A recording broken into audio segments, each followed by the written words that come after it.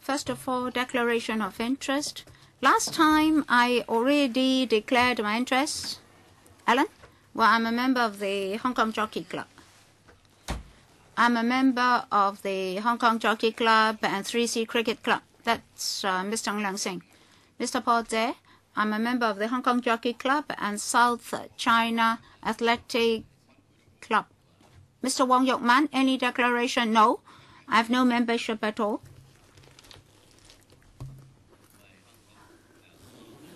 I'm a member of the Hong Kong Country Club, Football Club, Jockey Club, Royal Hong Kong Yacht Club. 好，我哋夠鐘開會啦。係，三位處長係。It's time for us to start. Yes, Director of Audit. Yes, last time you already made declarations. There are 3 of you. We've already formed a quorum. Today, the Secretary for Home Affairs, Mr. Zhang Tak-sing, is otherwise engaged and can only arrive at 5 p.m. Of course, if we can finish before 5 p.m., he doesn't have to come. Otherwise, he'll attend. Mr. Paul Chan said that he cannot attend. Mr. Thomas Chow is with the Town Planning Board, so he cannot come either. So today, we have the Deputy Secretary for Development, Mr. Thomas Chan, instead. So let's start. Session 1, we're on Chapter 1 of the Audit Report. I understand that Mr. Wong Yok Man will have to attend to something else, so he would like to start first. Oh, you have to lead students on a visit to LegCo. Well, Mr. Chairman, we still have a number of public hearings to go. I believe we're nearing the end. I just have some follow-up questions. For paragraph 3.28, in relation to the degree of openness, you can refer to paragraph 3.28a. There's this requirement of 3 times 3. So these clubs are either cheating or playing tactics to bypass the rules. And then the Lands Department has a say. And then 4.13a, the nature of the non-compliance is very serious, as set out in the examples. Is it that the Home Affairs Bureau only learned of the non-compliance situations upon receiving reports? Did it receive notification from the departments concerned? And upon knowing such cases, did they inspect those clubs to ensure that there's no such non-compliance? Generally speaking, in terms of the enforcement of any potential breaches of lease conditions, we would rely on the enforcement agency to take the initial follow-up action. If required, they would then bring this to our attention and seek our policy guidance as necessary. That's the standard practice that we would adopt. So can you name the enforcement agency? Generally speaking, this would be the Lands Department that would take the enforcement action. So, Director of Lands, can you answer Mr. Wong Yok Man's question?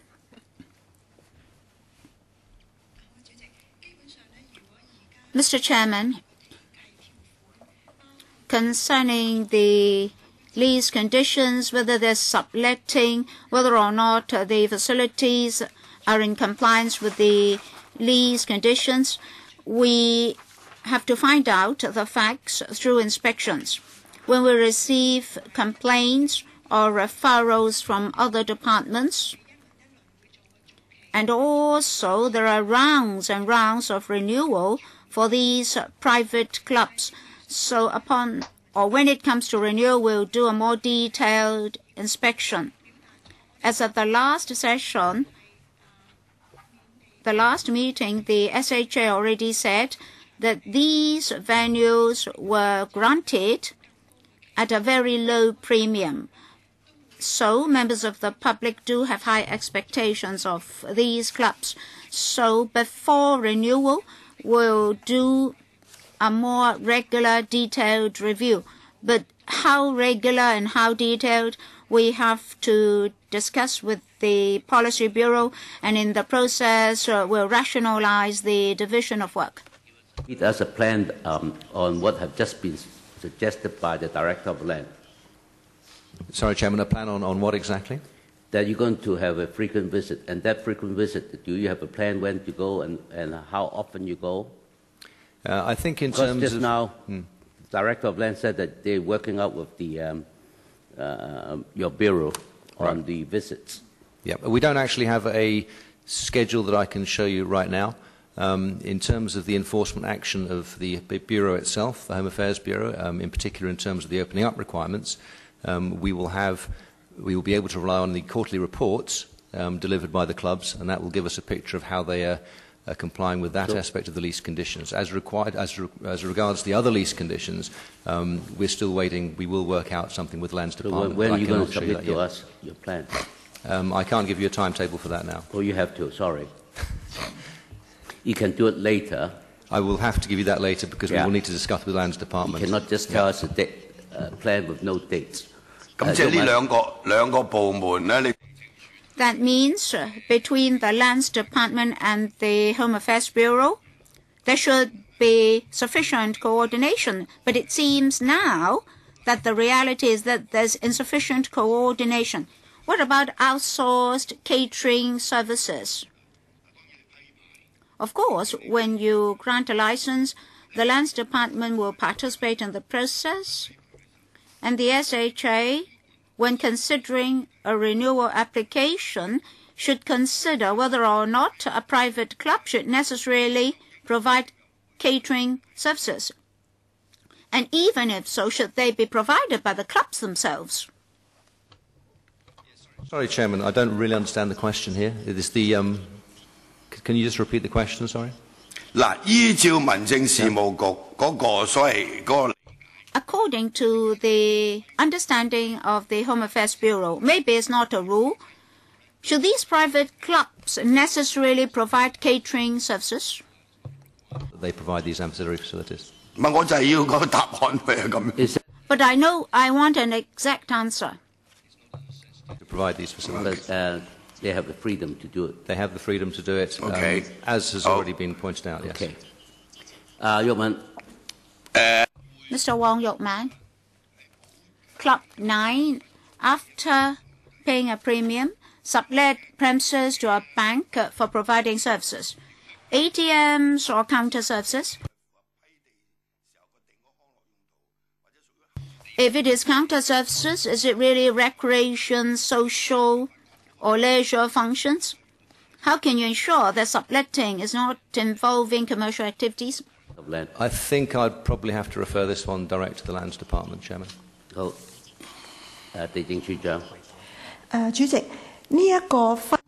Director of Lands, Mr. Chairman, for this subletting case, as far as we understand, is an ATM service.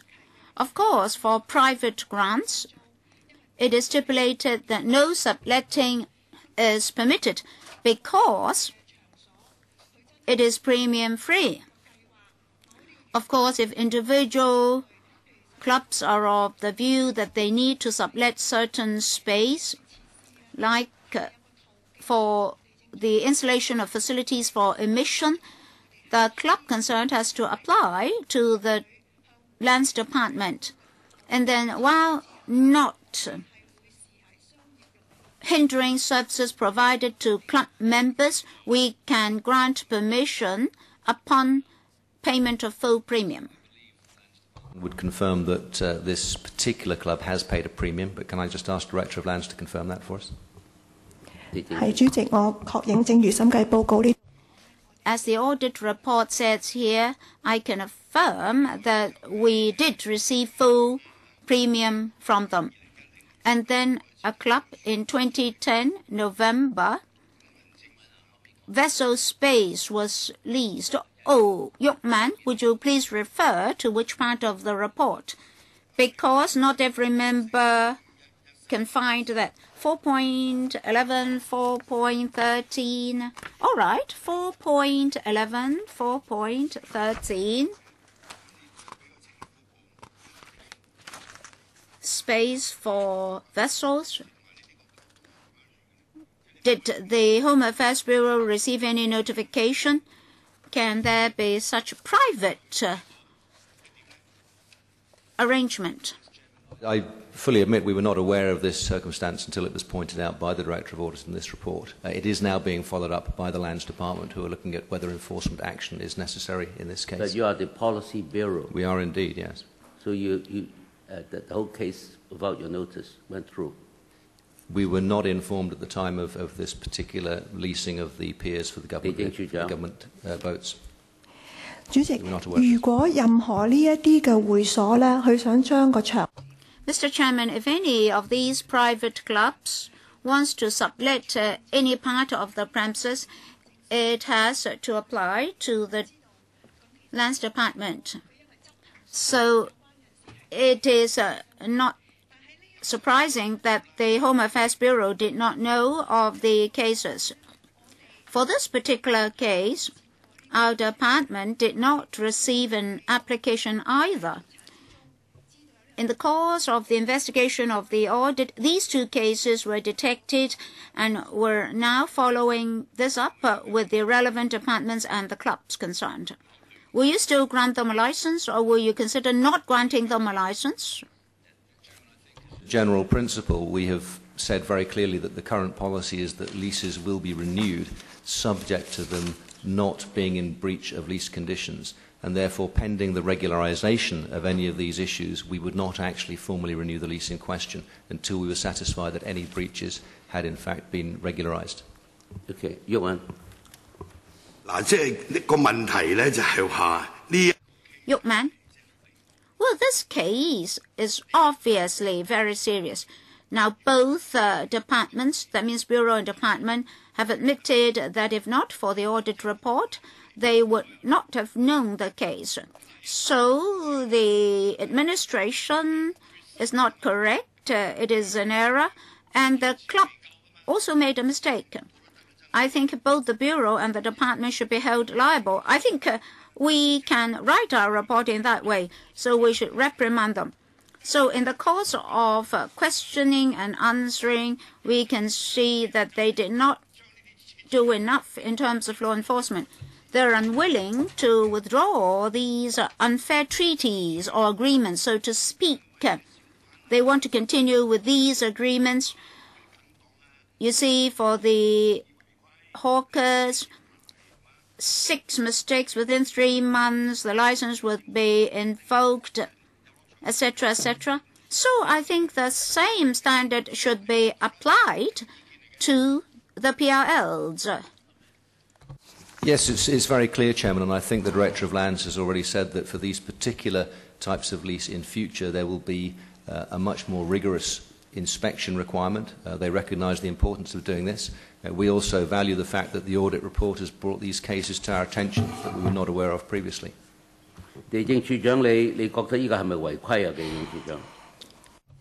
Director of Lands, is this an irregularity? Is it a breach? Well, Mr. Chairman, prima facie, the club has breached the stipulation of no subletting. As I said, the last review of the policy was in 1979. At that time, the review report did mention that if there are cases of breach of lease conditions, the administration could consider whether or not to give another opportunity to the club concerned. Of course, for the most serious cases, revocation can be considered. I think next time, upon receiving a renewal application, we can consider whether or not we should allow them to rectify the mistake and then allow them to apply for a renewal, or should additional conditions be attached to the leases. Well, In fact, to revoke the lease would not serve any particular useful purpose in this case. I mean revocation of license. Well, in September this year, 7 renewal applications had been granted. And what about those clubs in breach? Were they also included? We've already provided the list to members of the actual clubs whose leases we've renewed. Can you direct us your letter, which one? Perhaps I can refer to my colleague, Mrs. Tong, who is looking for the list right now. Thank you, Mr. Chairman. In documents previously submitted by us, take today as the basis, 10 applications have been approved. For private sports clubs, well, the 10 leases had been approved on the list, and those with asterisks are those that had been renewed. Well, you have not listened to my question correctly or in detail. Amongst those who have already been renewed, any involving the breaches as reported by the audit report. Of course, there is a sequencing issue. Well, young man, it's Gen 61/1, Gen 1. You can see those with an asterisk, as mentioned by Mrs. Tong. There are breaches, as mentioned by Mr. Wong Yok Man. Well, the list was given to members. We would not like to name any particular club, but for those 10 clubs on the list, 1 club was involved in minor situations as mentioned by the audit report. That is one case. So you won't handle slight breaches. That's why you've put an asterisk there. Is that correct? That is, if we had not asked you these questions, you would not have told us. Well, I understand that in your report you don't want to name names, but of course we can counter-check with the list. So you are doing it in a very stealthy way. You use asterisks to show them, but we can, of course, verify the list by checking, by counter-checking. Oh, yes, we now know the document. Any more questions, young man? No more? Well, the honourable member said that you acted stealthily. Well, we do have the list, and we did pass the list to members, but our practice is that we won't name names. Oh, you should not keep anything away from us.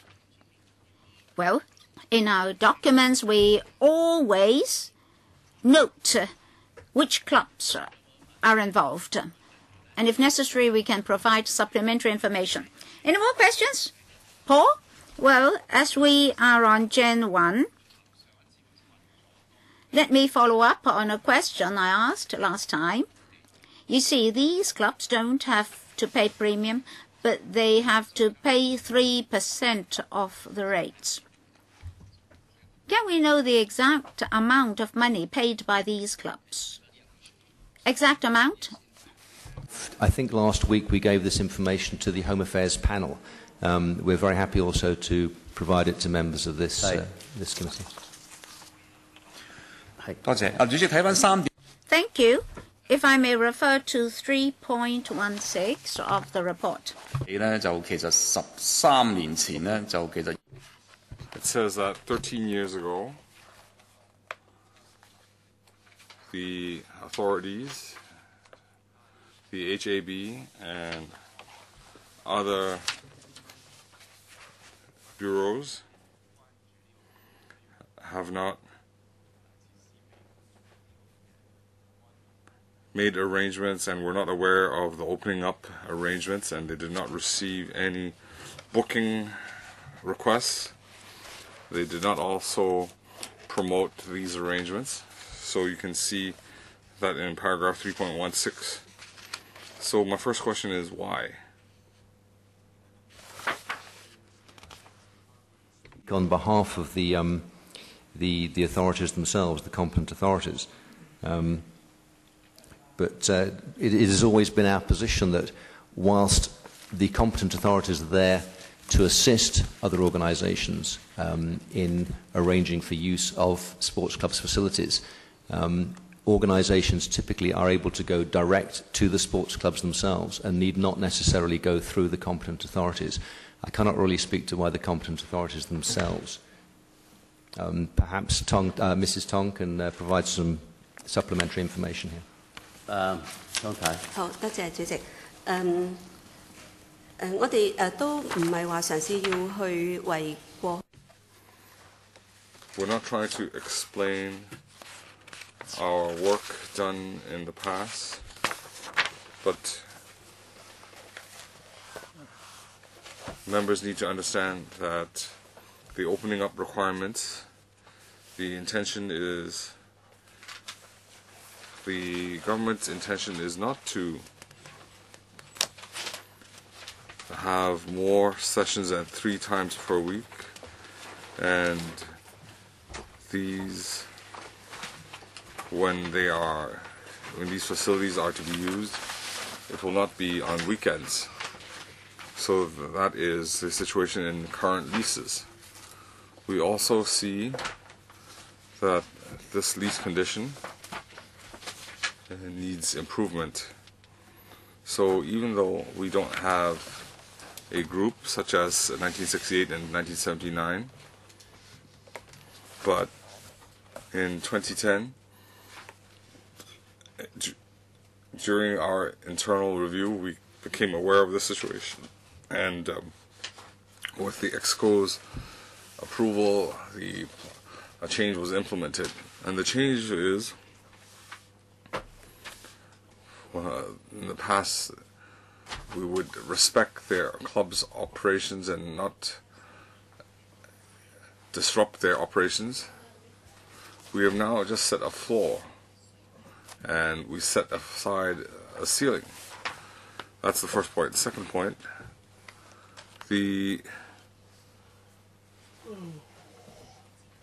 groups, aside from working with the leasee, if they wanted to use these facilities, they had to go through the competent authorities.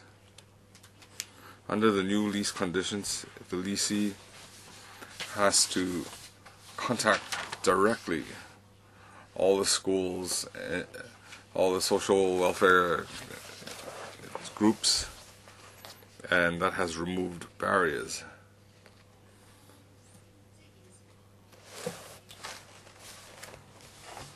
The nature of the lease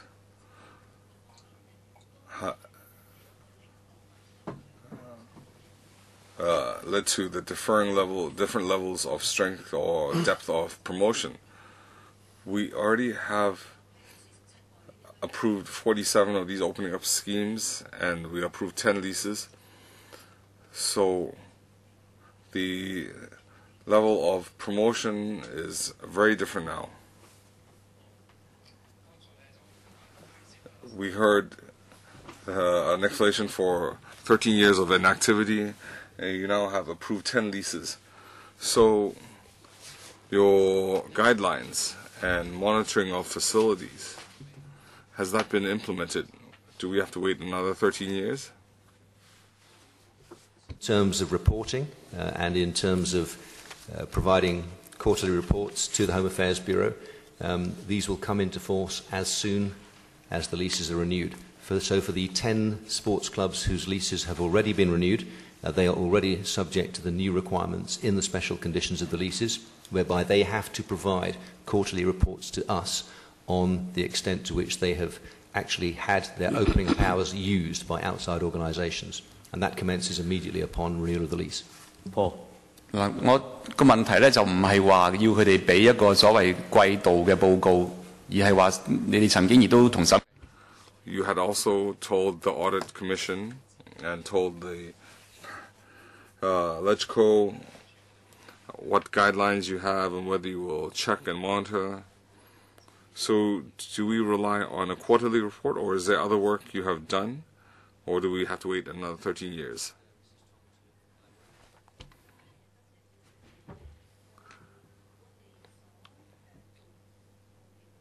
The work we've done includes going to these clubs and meeting with them. Some need to be encouraged, some need to be educated on how to open up their facilities. And through different methods, we might need more meetings, emails, and so on. And up till now, aside from the quarterly reports, communication is very frequent. We have held 3 meetings regardless of lease expiry date. We've met all the lessees and we have outlined all our requirements. And aside from the end users, the schools, being made aware, and if they run into difficulty in using the facilities, we hope to reflect that in the quarterly report. We also require each competent authority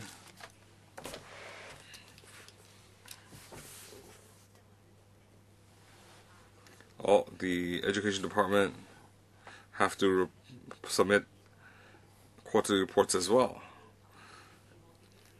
indicating how many of their affiliated groups want to use these facilities. So we do have a multi-pronged monitoring approach. Do you have any guidelines?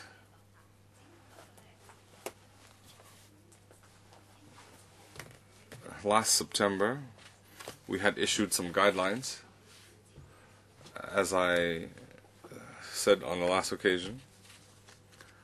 Since the clubs are not familiar with the system, there are still a lot of areas where they are not clear, and we are further refining the guidelines. When will you issue us a copy? We'll do it as soon as possible.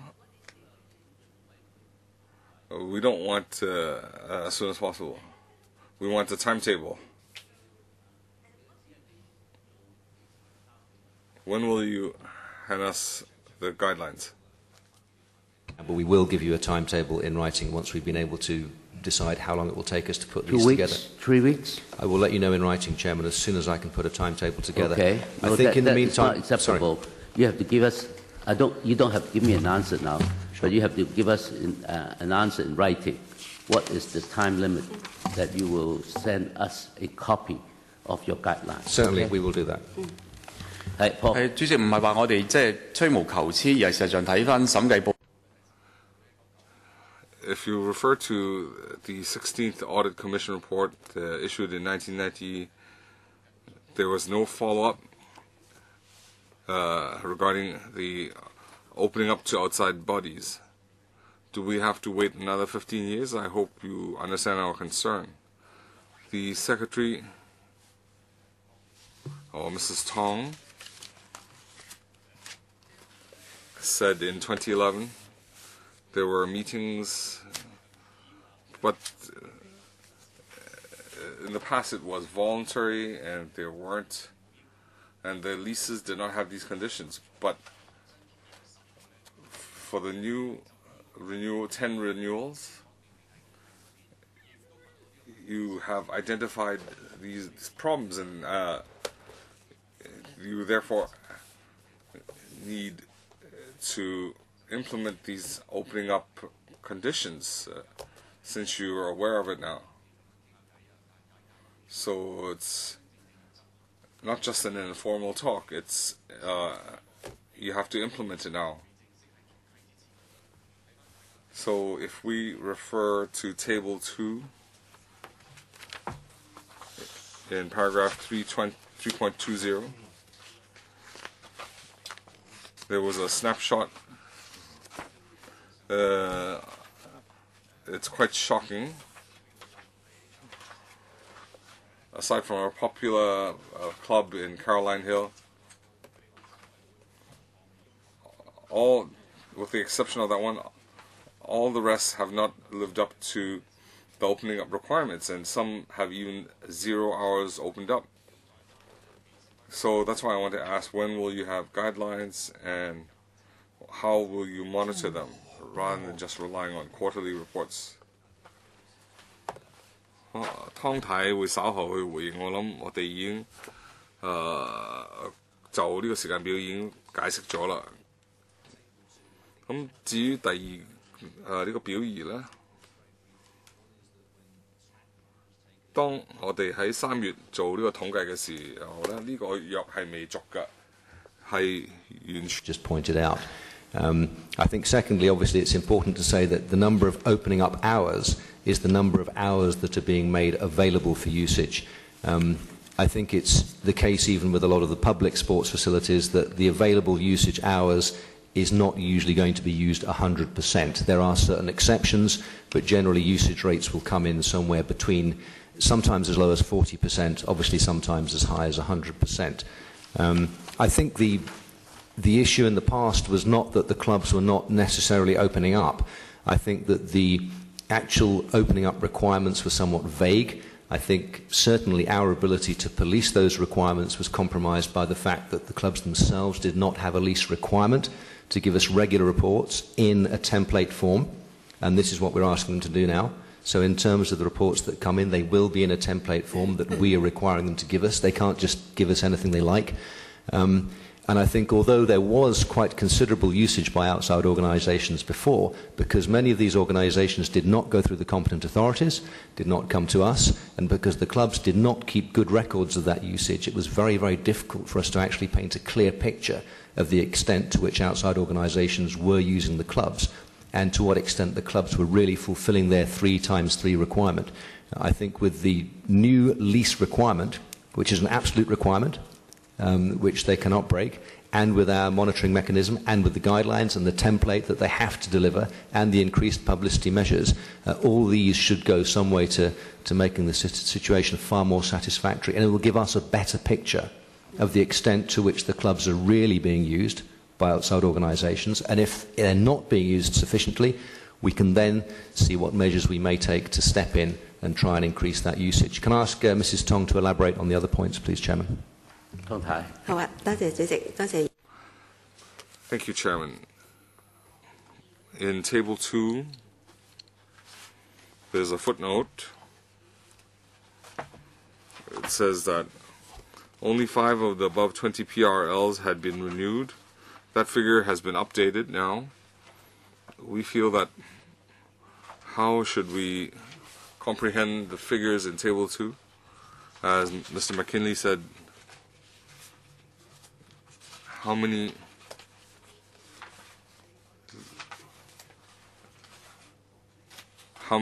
of the opening schemes were not approved?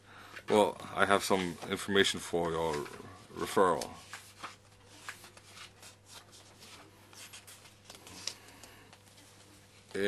Starting from November 2011, we received the leases opening up proposals and we met them individually. After meeting with them, and as of 19th of September 2012, the Ombudsman had issued his report on PRLs. After that, we conducted the Ombudsman on 19th of September 2012. The Ombudsman issued a report, and after their report, we conducted formal vetting. So last year, October 2012, when we collected this information, as Mr. McKinley said, the approved opening up schemes, there were 0. There were none. And as of December 2012, when we collected the second quarter, there were 5, and one of them is not involved in the audit report. And as of end of March 2013, we had issued 44 leases, and the remaining 3 were issued after March. So given the above conditions, aside from familiarity with report submission, I had also provided other information. In May this year, the approved plans were uploaded onto the internet, and even doing so, it was only conducted after the vetting. So we could only conduct more in-depth advertising after March. In one newspaper advertisement, it was between 14th and 16th of May. So I hope you can have a deeper understanding of these figures and what these figures mean. Whether it is sufficiently representative. Well, we will collect this information and enhance the reporting quality. So we hope that in our review, we can provide more objective and useful data. In the past, the enforcement and monitoring will not be the same as what we're proposing now.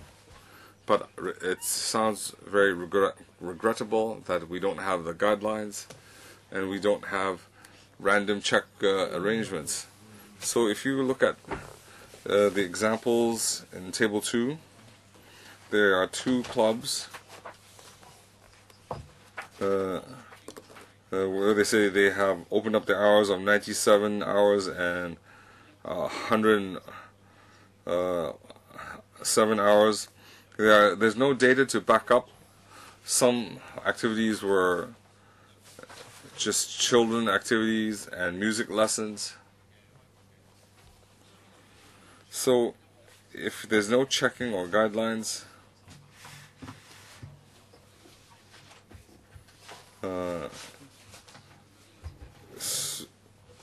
we need to follow up on this. So allow me to ask, will you not follow up on the old cases? No, definitely not. It's just that we have to do it step by step. And in my introduction just now, in April this year, we had approved all 47 opening up plans. And looking at the relevant reports, we see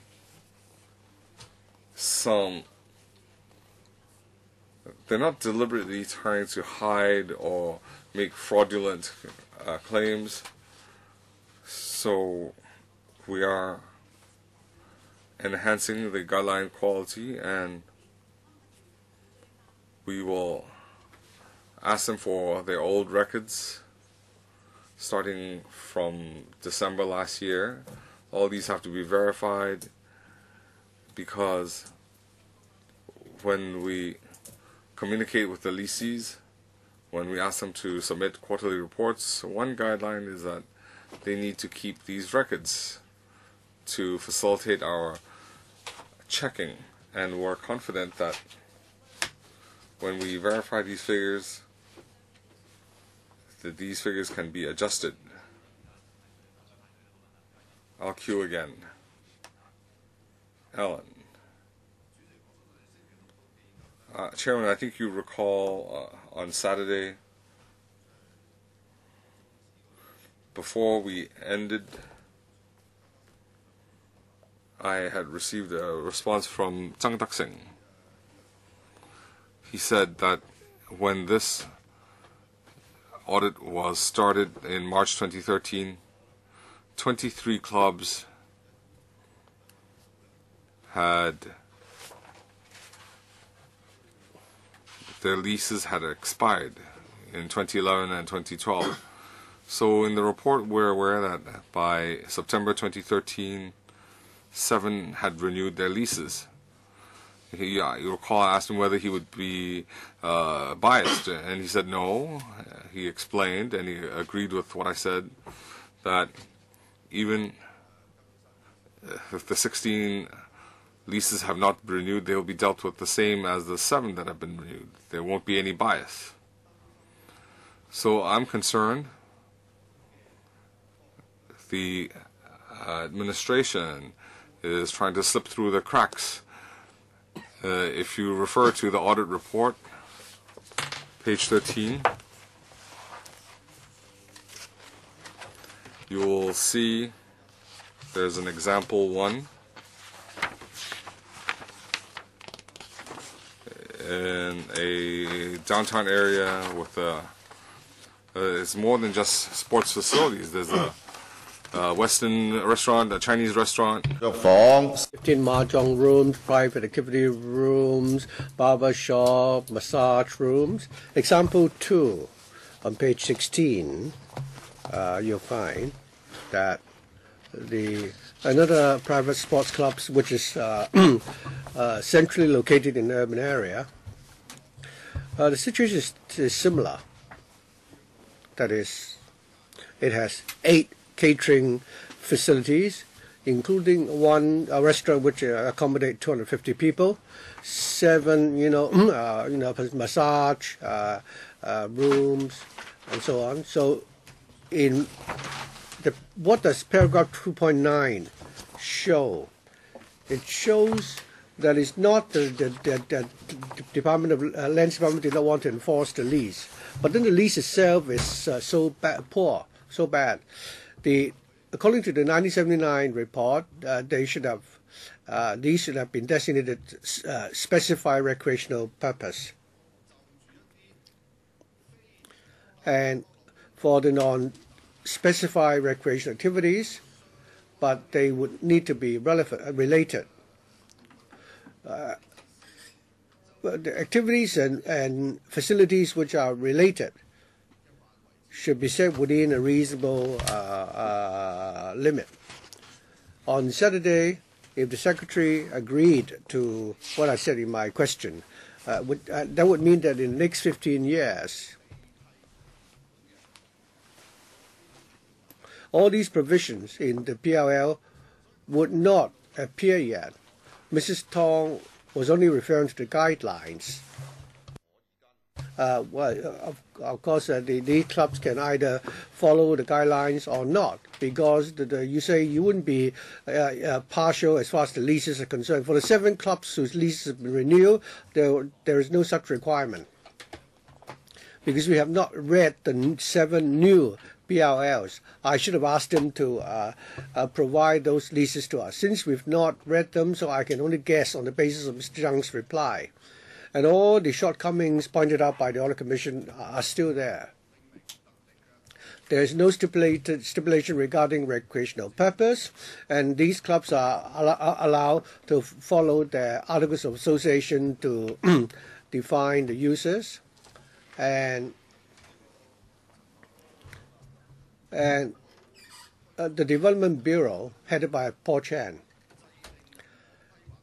has not come up with any planning standards to stipulate the various recreational, social facilities and the proportion by which they are to be distributed. So we're going to face this situation in the next 15 years. I want the officials present today. Can you give us a clear answer? That is, whether what I said just now is true. That is, for the next 15 years, you simply will not be able to regulate, because the report will only be available at the end of next year. The review is still ongoing. After you've renewed the 7 PRL, again you are a toothless tiger. For the forthcoming 16, you will still become a toothless tiger because you said that you will not be partial. So in para 2.9, given that the Director of Lands would not have the power to enforce, then does it mean that the current anomaly will continue to exist for the next 15 years? It's quite a complex point that's been raised by the Honourable Member, but really? Obviously it is obviously a very good one. Just for clarification's sake, we've now actually renewed 10 of the leases, 10 of the 23. 3 more. Yeah, 3 more have been, so it's 13. And as Secretary for Home Affairs said on Saturday, we will not have a sort of attitude of favouritism towards any of the remaining 13. Just to sort of give a little bit of background, what the audit report I think is not highlighted. Favoritism. How do you say daisatsu? Act differently from those that he have. I know favouritism is the best way I can think of translating it, Chairman. I'm sorry, I'm not a great linguist. Just to give a little bit of background, I think what the audit report has clearly pointed out is that in terms of the clubs quoted by the Honourable Member, the examples quoted, there are no clear guidelines as to what really is an acceptable degree of ancillary facility to the main purpose of providing a sports and recreational facility. I think to a very large extent the 1979 report, in fact, and I can quote, it said that no fixed proportions could or should be laid down in respect of the land used for recreational and ancillary purposes because circumstances surrounding the individual clubs varied and depended on the nature of the clubs, their location, membership and other factors. And I think at that time, presumably, the intent was that a common sense approach would apply and that the question of reasonableness would be up to the Director of Lands or perhaps the Bureau itself advising the Director of Lands as to what would be a reasonable degree of ancillary facilities being provided. In the current renewal exercise, that will continue to be the case. And if there are cases, as have been highlighted by Audit, where there is a doubt as to whether what is being provided is a reasonable ancillary amount, then Director of Lands will bring that to our attention. We will give our view, and we will also seek legal guidance as to what might be considered a reasonable extent of ancillary facilities, looking at issues such as the size of the club, the membership, the extent of sports facilities. Is it reasonable for a club with very few sports facilities to have a lot of ancillary facilities? Perhaps not. On the other hand, if you're a very large club with football pitches, swimming pools, tennis courts, lawn bowls, greens, perhaps there is going to be a need for a larger number of food and beverage outlets, treatment rooms, whatever. If you're a club that hosts international events, perhaps there's also a need to have rooms that can be used for media, for doping, for security, for meetings. These things need to be taken into consideration, I think, on a case-by-case basis. But certainly in renewing the other, what is now 13 clubs, we will take the same approach in that we will look at a case-by-case basis in consultation with the Director of Lands at what we consider to be a reasonable level of ancillary facility. To an extent, until we have guidelines in place, and that is going to be quite difficult, but we will attempt to do that in the course of our comprehensive review. To that extent, without firm guidelines that can be enforced, to an extent, yes, you might say we're a toothless tiger. Maybe not entirely toothless, because there are teeth, but they're not necessarily as sharp as you might like them to be, and they will very much require on common sense and legal advice as to what constitutes a reasonable level of ancillary facility. I don't know if Director of Lands has anything to add to this.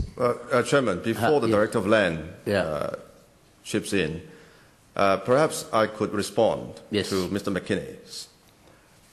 Firstly, from your last answer, I take it to mean that you would not have more teeth than in the past 15 years.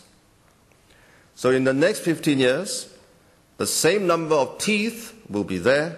There will be no new teeth. Number two, I would venture to suggest a better translation for 大細超 is disparity of treatment. 好啦，主席啊，我想講一講咧就係嗱。According to Mr. McKinley's reply, he has actually confirmed what I was worried about. And based on the Secretary's answer, which he gave last Saturday, again, I would not expect a different answer. So I'd like to give the Director of Land the opportunity to also comment. According to para 2.9, and the Director of Audit also said that in August 2013, the Director of Land told Audit in the last few lines that the staff of the Lands Department will, when necessary, drop the development plan and consult HAB. They have done so. But then it's a toothless tiger. Mr. Zhang, the Secretary, said that it's within the purview of Bureau, and the Director of Land cannot, take this up on behalf of the HAB. Since in the lease itself, there is no clear definition of the so-called ancillary recreational facilities. There is also no definition of what would constitute a reasonable ancillary facilities. And the Development Bureau has not come up with any planning standards. So are you, making the Director of Land in a powerless position? So I'd like to ask whether or not the Director of Land will continue to be put into this awkward situation. Director of Land, Chairman, let me talk about how the present PRL is drafted. In the audit report, it is mentioned that normally it will be stipulated that it will be for recreation or sports purposes. And this is premised on the policy decision in 1979. The decision then was that we should not allow these clubs to say what for what purposes it will be used according to the Articles of Association, and say put down the word recreational in the lease. So I think the present practice is actually complies with the policy requirements at the time. I'm also I also have to look up the documents at the time. Now, you have to stipulate in the lease the non-permitted uses. What are these non-permitted uses? We're talking about commercial uses or uses which are political in nature, and also advertising. All these are included in the lease. The outcome, however, is that the lease prescribed in the lease, it is still given a very broad definition. Mr. McKinney also said just now that the policy consideration at the time was that we shouldn't have a definition that is too narrow. Therefore, we should not define the proportion of recreational and non-recreational facilities. Of course, looking at this all together, we would have to rely on the circumstances of each case. So when it comes to a time to make a judgment, you will need to look at the circumstances of the time. For example, the so-called non-sports facilities of the club, like conference rooms or massage rooms, and whether or not they are they're ancillary to their major sports activity. So that would depend on the nature, the size of the club itself. It doesn't mean that we had a policy at the time and we deliberately, included these terms in the lease which are so loose. So long as we have not yet completed the new policy review, there are certain sports clubs whose leases are still being renewed. Indeed, in the clause regarding use, the term use is defined very broadly, except, as we've explained at the last meeting, that we've included the opening up requirement, and whenever they want to change the Articles of Association, they would need approval by the government. But if you just look at the provision regarding the word use, we haven't come to the stage that our policy would require them to be very specific. Well, under the circumstances, does it mean that we simply cannot enforce the lease conditions? I believe that one approach is that even if the wording is very, very broad in the lease, and when we need to make a judgment regarding a case, and only then should we think about it, or should we think about this beforehand with HAB and come up with certain guidelines and say for such facilities it's very likely that they will be regarded as ancillary to the sports or recreational facilities. Can we provide for such guidelines outside of the lease? Well, this is something that we can do. In future, when we, in the course of reviewing the policy, and in future, should we need to spell out the terms of the lease more specifically, that would be something we need to look at in the course of the review.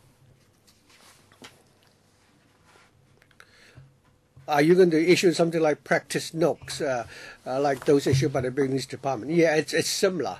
I think to make a judgment in each individual case, we need to be fair and consistent.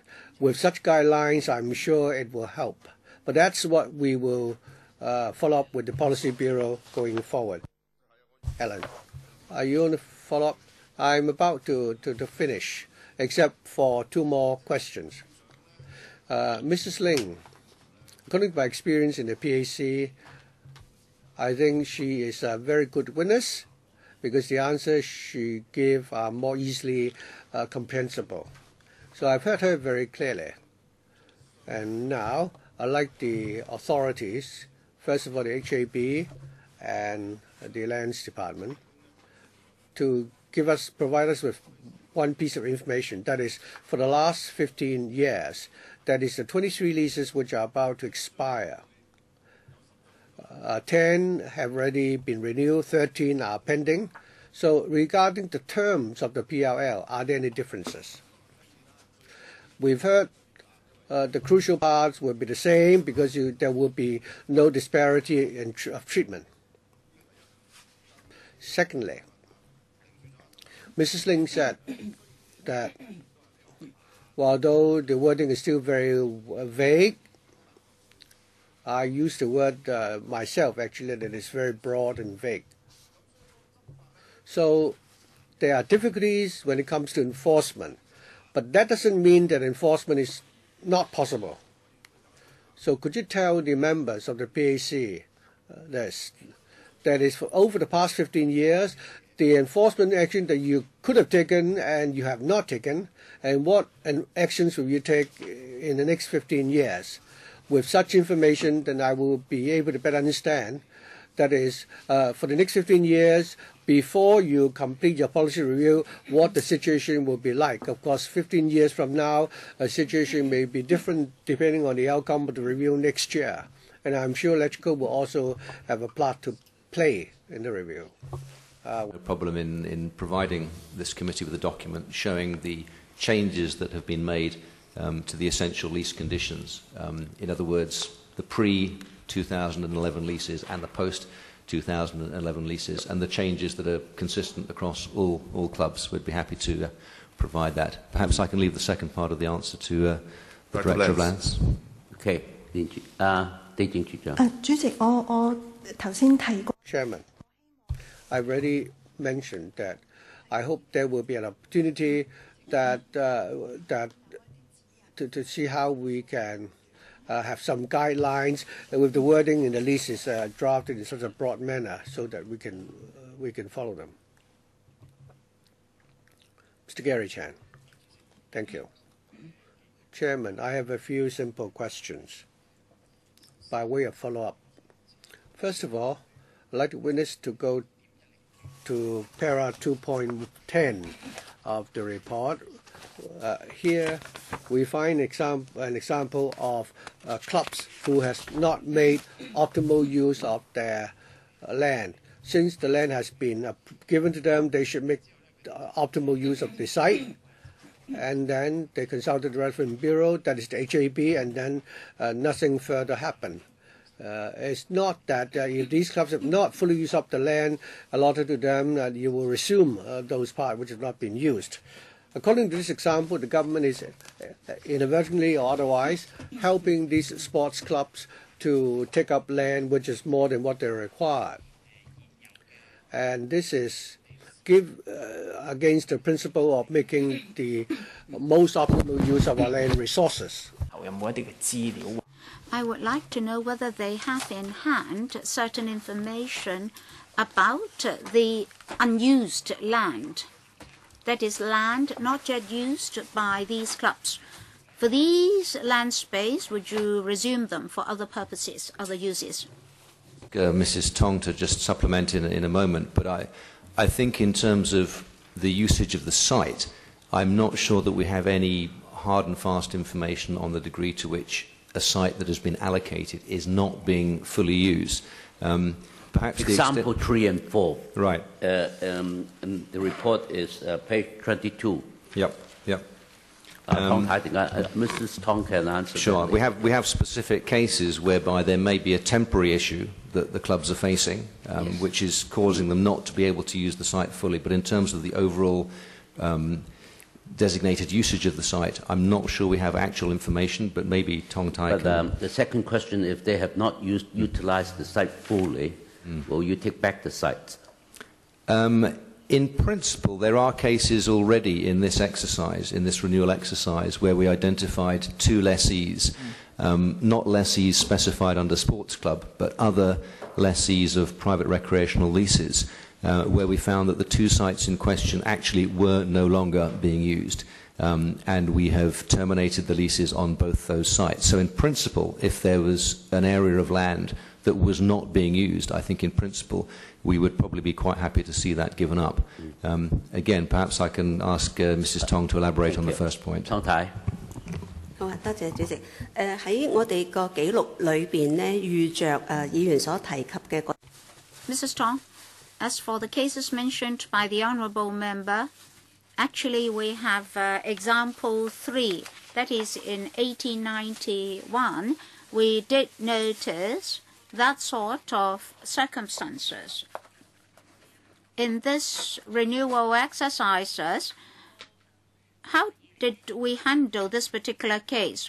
For leases, 51 of them due to expire in 2011-12, only 47 were granted, and the remaining ones precisely include example 1. We would like to understand the exact uses put to the land. As the SHA explained to members at the last meeting, unless an opening up scheme is to the satisfaction of the SHA, the lease will not be renewed. Will the unused land be resumed? Well, according to the lease conditions, we do have such a right. So we've not yet tidied up the opening up issue yet, so not to speak of resumption of land. I wonder whether Mrs. Tong or the Lands Department, which carried out inspection, discover unused land. And on how many occasions did you consult the Home Affairs Bureau? Such information to hand. I'm sorry, we just don't have that. What about Director of Lands then? Mr. Chairman, whether or not a land site is put to full use, very often we may not be able to detect the situation in the course of inspection, because on our inspections we basically study whether or not the land site has been put to proper uses, whether or not there are UBWs, for example. But that may not mean that the land site concerned has been used in a very, very satisfactory way. I think in the upcoming policy review, this will be an issue for examination. Mr. Chairman, may I refer you now to paragraph 1.9 of the report. The report says that when the administration granted these land sites to these private clubs, one of the important reasons was that these clubs would provide venues for international events. That's in paragraph 1.9. Well, yes, I know this was raised at the last meeting. Mr. Chairman, if 1.9b is one of the fundamental principles for granting the land sites, then I'd like to ask a question. Is it that all these clubs should organize international events or major sports events? And did we have any international event or sports event that did not have a proper venue? Let me cite the equestrial event under the Olympics back then. We discovered that our clubs did not have suitable venues. So at that time, we had to construct a proper venue for the equestrial event under the Olympics. So given that logic, if we use 1.9b as a principle for granting the leases, it seems not so proper. Mr. McKinney. Chairman, thank you. I think the point that's being made here in 1.9 is that one of the considerations, certainly one of the considerations that we take into account when assessing whether or not these clubs are promoting the development of sport in Hong Kong, is the fact that several of the clubs do in fact have existing facilities that are capable of hosting international events. And in fact, the type of events that have been quoted in this report and other events, not just major international events, but also some smaller international events, even major local events, these generally do take place at the clubs without the need for any major additional facilities to be put in place, other than some sort of temporary overlay. So, in effect, for most of these types of event, the clubs do have the facilities in place.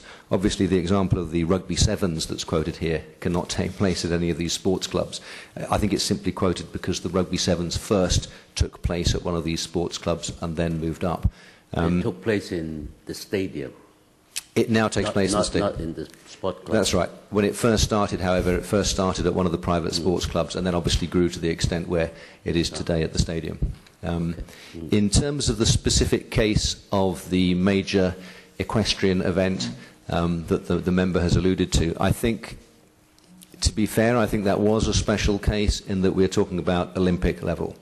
And whereas the club concerned was able to make the space available for the event, I think the club, certainly the private sports club concerned, did not actually have the facilities in place, and a certain amount of modification was required for that particular event, which was obviously being held at the very highest level. But for most of the other clubs and for the events quoted here, in fact, the facilities to host these events do exist at the clubs.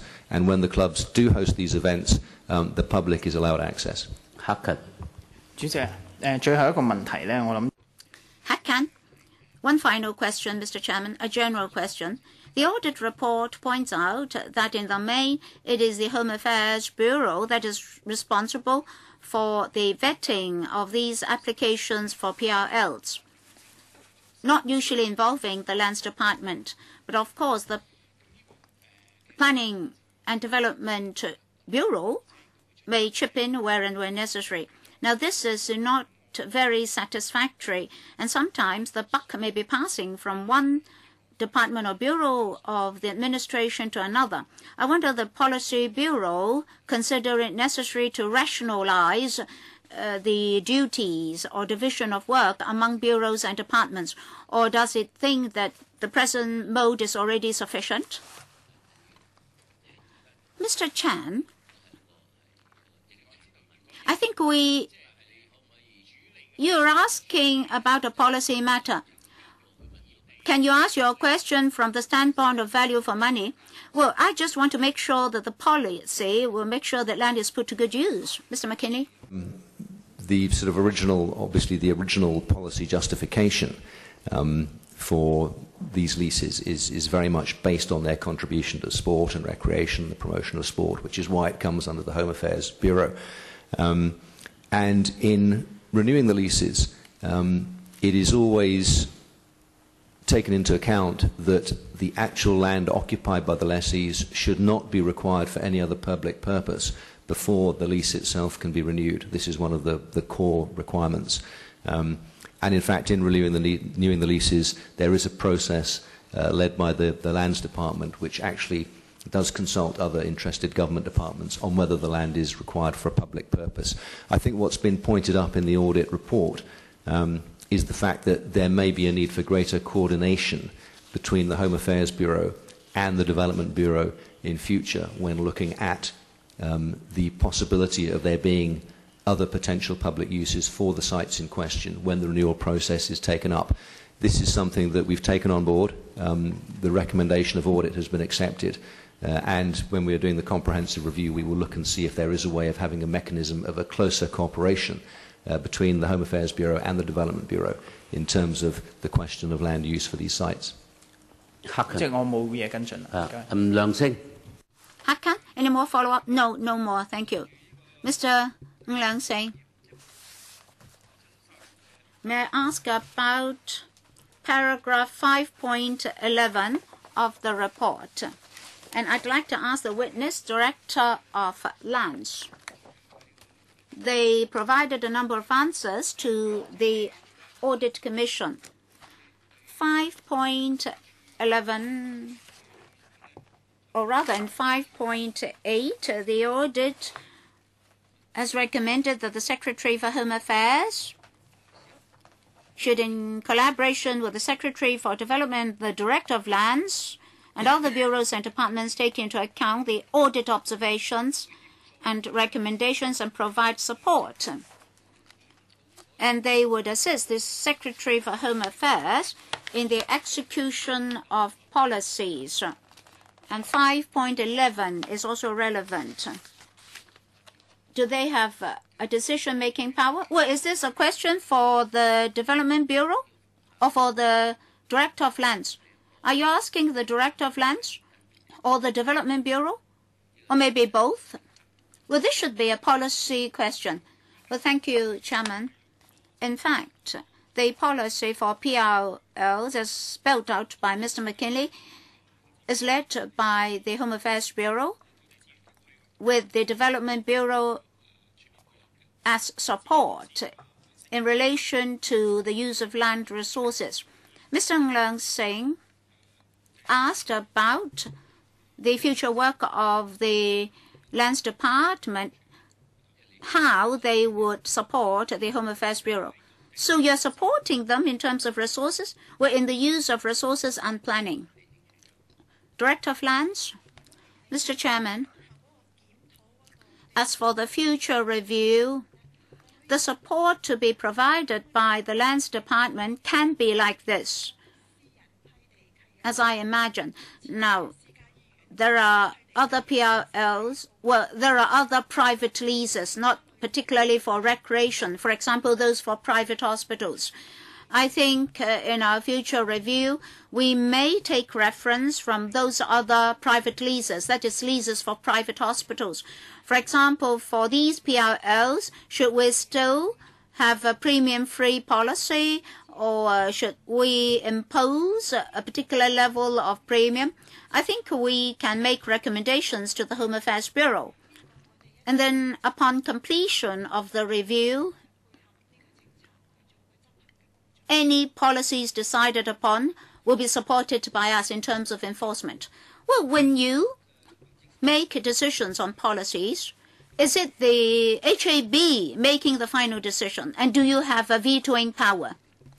Or is the Home Affairs Bureau having full power to make the final decisions on policies? Thank you, Mr. Chairman. Thank you, Mr. Ng. Within the government, any issue involving more than one bureau or department, including this policy on PRLs, if eventually there are policy matters that need a more or a higher level of decision, we do have another mechanism at a higher level. That means you don't have the power to grant the leases. In terms of land resources, use of land resources and planning issues, if different policy bureaus of different views will have a higher level to handle the differences. But this is land resources. You should have the power to veto them. Well, Mr. Chairman, we have to consider theory as well as reality.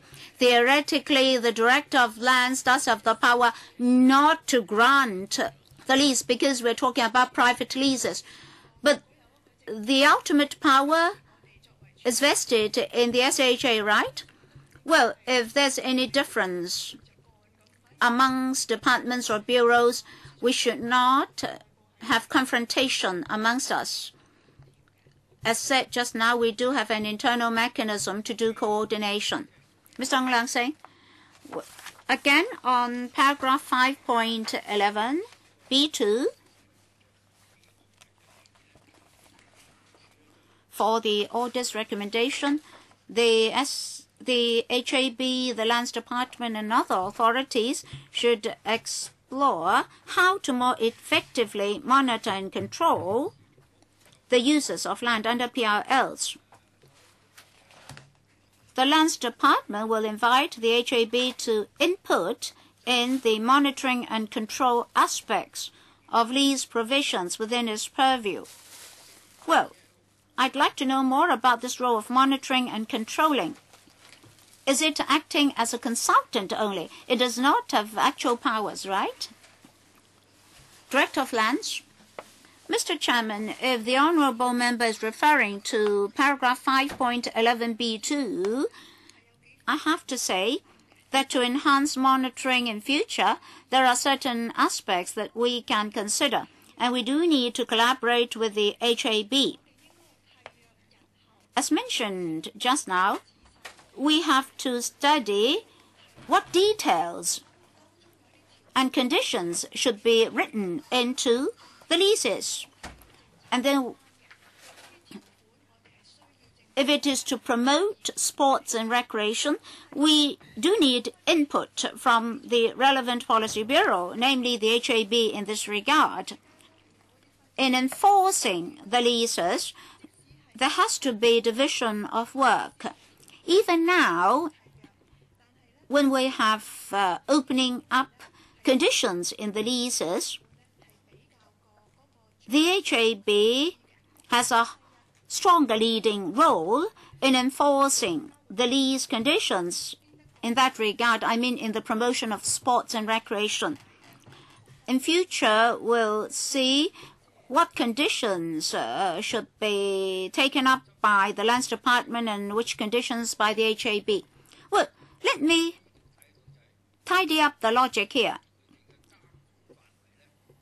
For the HAB, they will advise you, but eventually it is your department that grants the land leases, right? Yes, you're correct. Mr. Ong Leung saying, my third question is about paragraph 5.11c.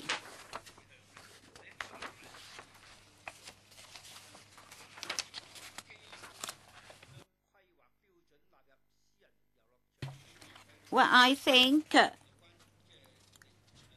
they try to, in future, consider all recommendations and then adopt the standards.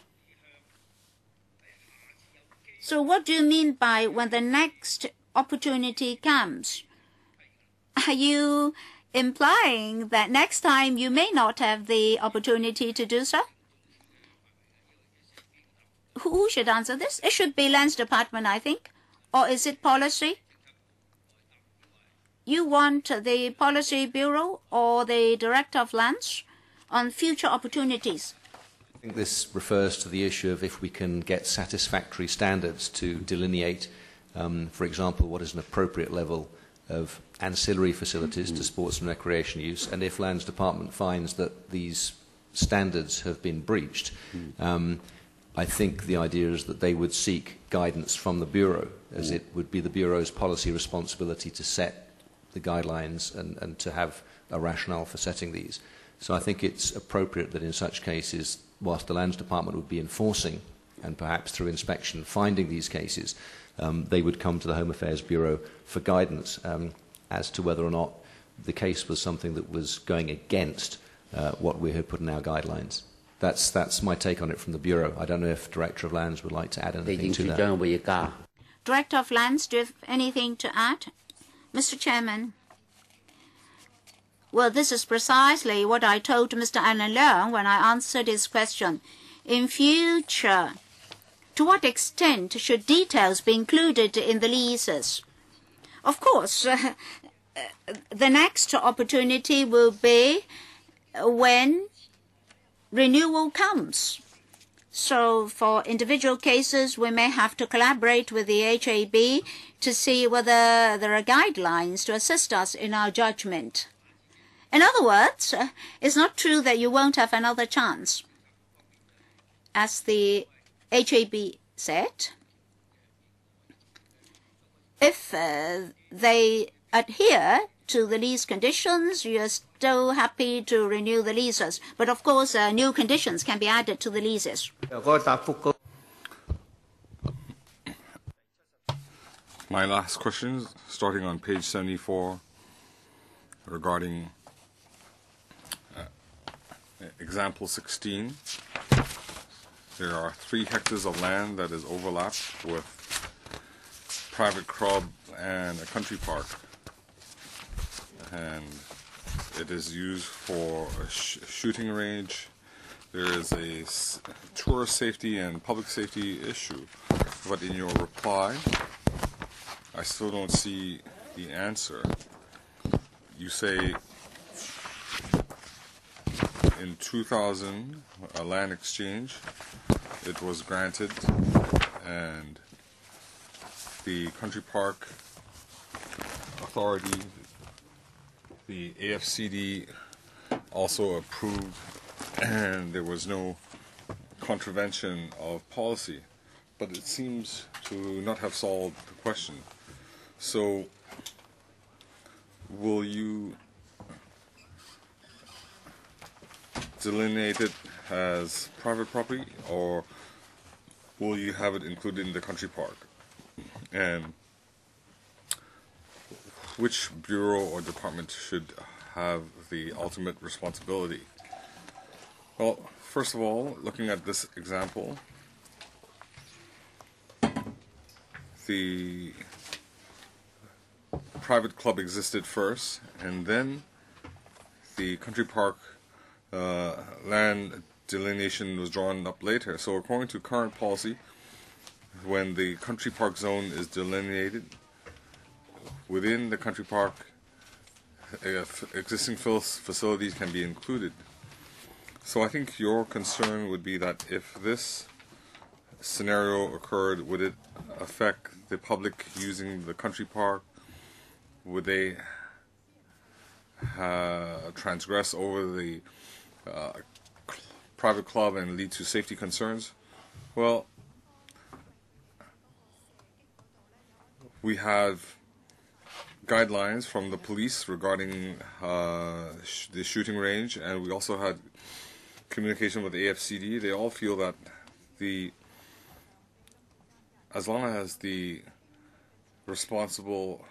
club, the person responsible at the club, they need to remind the tourists and public that is sufficient. But we will liaise with them to see if it's feasible to add fences and so on. But if you have a fence, the public don't have access, even when there's no shooting. This is not something that we want to see either.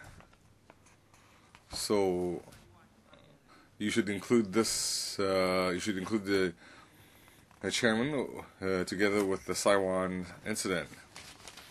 Well, if you cannot confirm the safety, it doesn't mean that that there was no incident in the last 30 years. You can guarantee future safety. I think we need to delineate responsibility early on. And currently, if there's still ambiguity in the lands department, you should rectify it as soon as possible. The land has been granted, but safety we cannot intervene regarding public safety. Without the relevant bureau department approval, we cannot grant this lease. If safety can be improved, we will require them to institute the facilities. This question on the policy issue just raised on the safety. Yeah, perhaps I could just ask Mrs. Tong to go on the specifics of this case. Tong Ta. Thank you, Chairman. For these, the police issue a shooting range license. The police will consider the venue. Police will consider what warnings and safety measures need to be implemented. So the police will consider the matter comprehensively before issuing a shooting range license. So, referring to the records, the police are satisfied with the venue, and ultimately they were issued a license. And the police have the professional expertise. Before I ask about opening up questions, I'd like to clarify. In example 1, where there was the 15 mahjong rooms, the Chinese Western restaurant, massage rooms, and so on.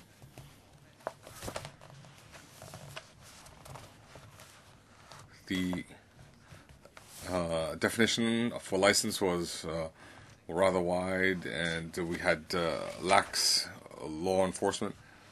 But now we've issued another lease for 15 years. So is it without any questioning that you feel this sort of arrangement is acceptable? Or would the Secretary like to respond? I apologize for being late.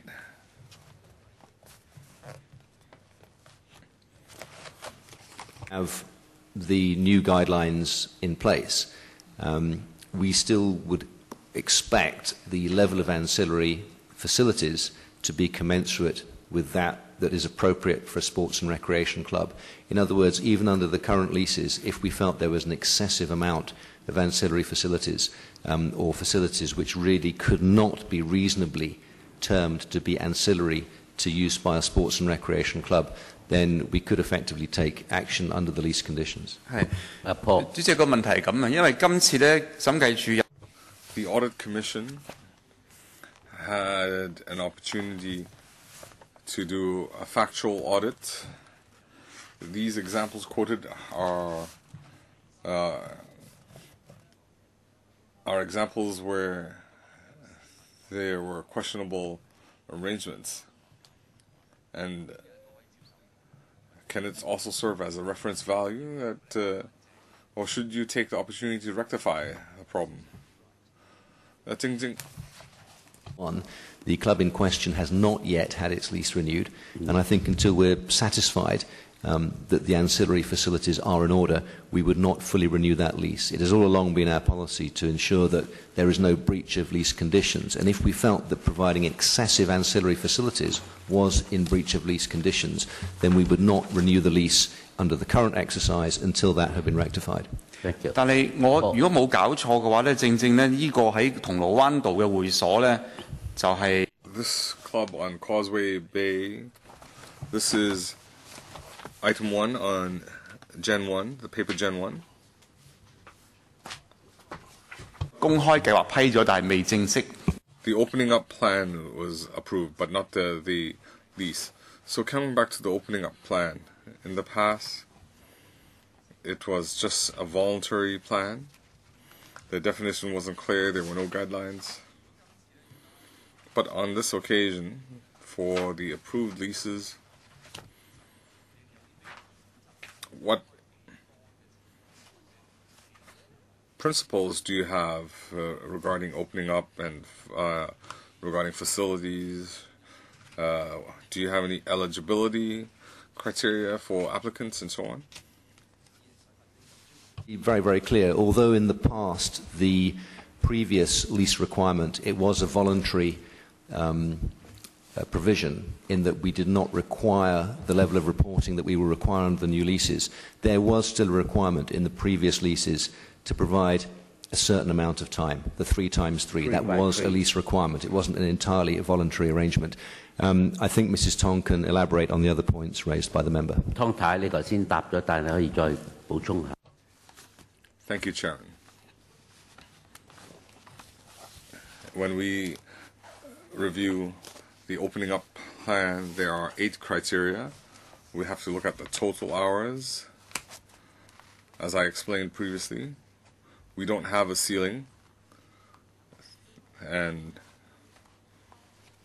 we will, in our communications with our lessees, this is our largest requirement. I won't repeat the detailed figures because it's available in the document. I have to thank the Audit Commission. They agree the results are encouraging. The second requirement is the fees. The fees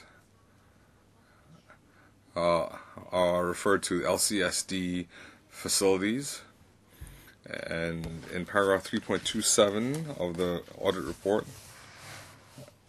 they agree that the fees in the opening up facilities are similar to those of LCSD. The third requirement is that the club, do they have a clear application procedure? Because some people have mentioned that if schools and social welfare organizations make an application, would it be inappropriate? Well, we think that for the designated outside bodies, compared to their own members, they should have a higher priority for using facilities. And one of our requirements is that when they pledge to open up facilities, the outside bodies can book the facilities earlier than members. And the fourth point is young membership program. In the past, we had mentioned whether they should expand membership. The young member program seeks to address this problem. So in the approved opening up plan leases, they have a young member program, and they have a significant reduction of membership fees from tens of thousands of dollars to $100 or even $1,000. And they hope to recruit more young members. Another requirement, if they have facilities suitable for mega events, they need to commit hours to NSAs for these international events. And the sixth point is related to fees related to mega events. And the seventh point, for these international mega events, we have a booking procedure. These lessees need to accept NSA's requirements 1 year in advance, and they can confirm the use of these facilities. Eighth point is also about fees. So when they comply with these 8 criteria, we will approve the opening up plan. You can supply a paper afterwards. Yes, I've heard this 8-point program.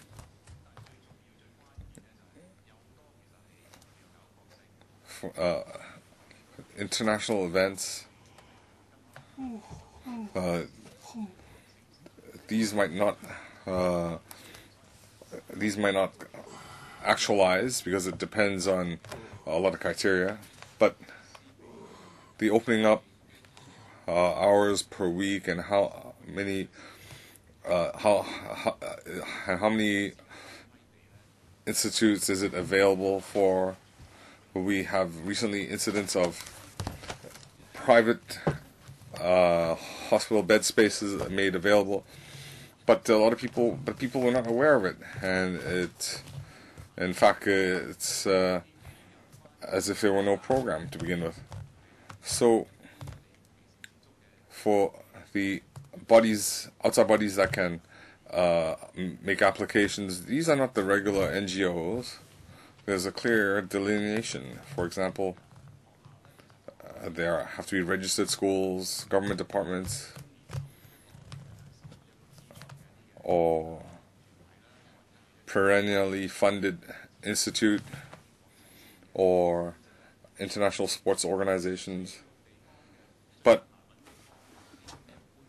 the neighborhood associations are not qualified. So you're saying you're making facilities available to the public, but in fact it's just empty talk. It doesn't solve the public grievance.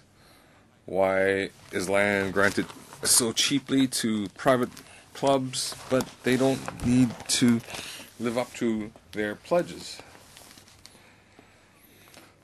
In this respect, we have two measures and lines of thinking. Our targets include schools and social welfare organizations. They can use these facilities during the day. The teachers can take them. So when facilities are opened up during the day, we think that's a good approach.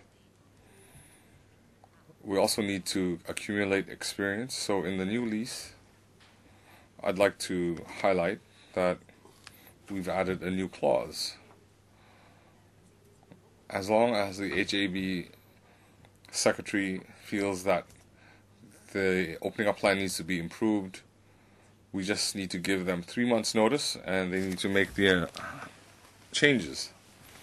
So the addition of this clause was to deal with the original problem. And as we proceed, we find the users, there were more and more applications denied. Then we can use this clause to ask certain clubs to change their opening up plan. So we feel ultimately we can have more members of the public use these facilities.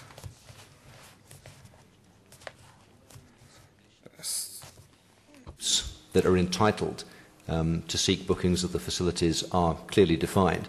Any of these clubs at any time can allow other groups to come in and use the facilities. It's not restricted simply to those groups. If the clubs are able to do so and allow other groups to come in, then they can do that. And if we find that this arrangement works, we can, as Mrs. Tong has said, we can change the schemes for clubs either at a collective or individual level to allow for an extended number of groups to come in and use those facilities. Okay, Paul. Will you consider expanding the scheme further? Not something I would rule out in future when we have actual experience.